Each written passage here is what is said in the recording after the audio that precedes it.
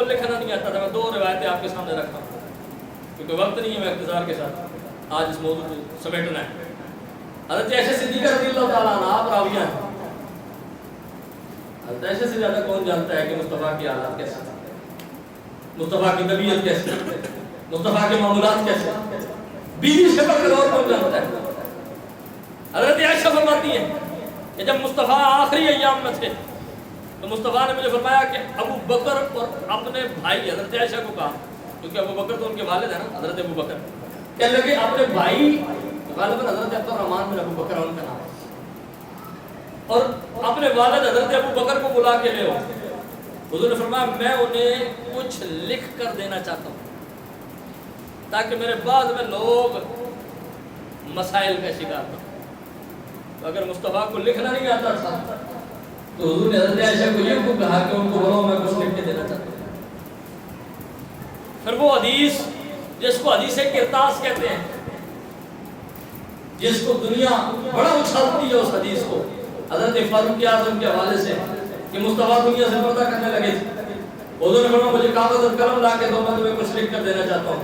حضرت فاروق اعظم نے فرمایا یا رسول اللہ آپ کی طبیعت ایسی نہیں ہے کہ آپ ابھی کچھ لکھیں, بعد میں یہ لکھ دیجیے گا.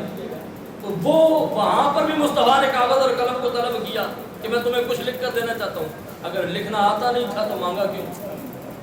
حضور خود کہہ رہے ہیں, یہ نہیں کہا کہ میں لکھوانا چاہتا ہوں, فرمایا میں لکھ کے دینا چاہتا ہوں.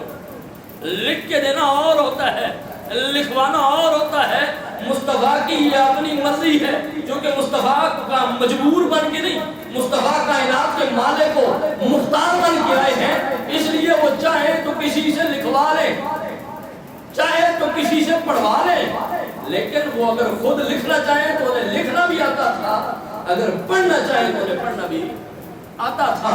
اور ہاں وہ لوگ کہتے ہیں جی کہ ہم حضور کی شان بیان کر رہے تھے, ہم نے حضور کے مقام کو, میں نے کہا اس طرح مقام بیان ہوتی ہے کہ نبی کو لکھنا نہیں آتا تھا, اس طرح حضور کی شان بیان ہوتی ہے کہ حضور کو پڑھنا نہیں آتا تھا. میں نے کہا اگر حضور کی شان بیان کرنی ہے نا تو آؤ امام بصیری سے پوچھو کہ حضور کی کیا شان ہے. حضرت امام بصیری فرماتے ہیں فَإِنَّ مِنْ جُودِكَ الدُّنْيَا وَذَرَعَتَهَا وَمِنْ عُلُومِكَ عِلْمَ اللَّوْحِ وَالْقَلَمِ.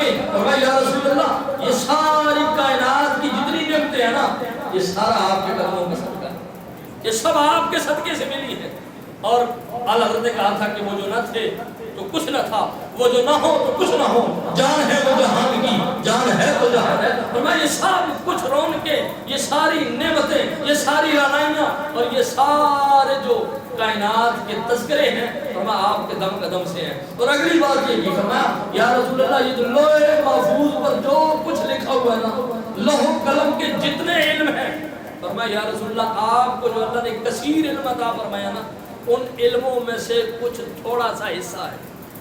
فرمایا لوح محفوظ میں جو کچھ ہے وہ اس کا تھوڑا سا حصہ ہے, اللہ نے آپ کو بڑا زیادہ علم عطا فرمایا. امام بصیری کو کہنا چاہیے تھا نا آپ کو کچھ آتا ہی نہیں. امام بصیری بیان کر رہے ہیں کہ یا رسول اللہ جو آپ کے پاس ہے وہ تو لوح محفوظ پر بھی نہیں, اللہ نے جو آپ کے سینے میں رکھا ہے. اور پھر اگر حضور کی شان علم بیان کرنی ہو تو پھر بریلی کے احمد رضا سے پوچھو, وہ فرماتے ہیں کہ وہ دہن جس کی ہر بات وحی خدا. میں حضور کے وہ لب آئے مبارکہ, حضور کا وہ لاب دہن اور وہ دہن پاک, فرمایا وہ دہن جس کی ہر بات وحی خدا. فرمایا حضور کی زبان سے نکلنے والے ہر الفاظ اللہ کی وحی ہوا کرتے تھے.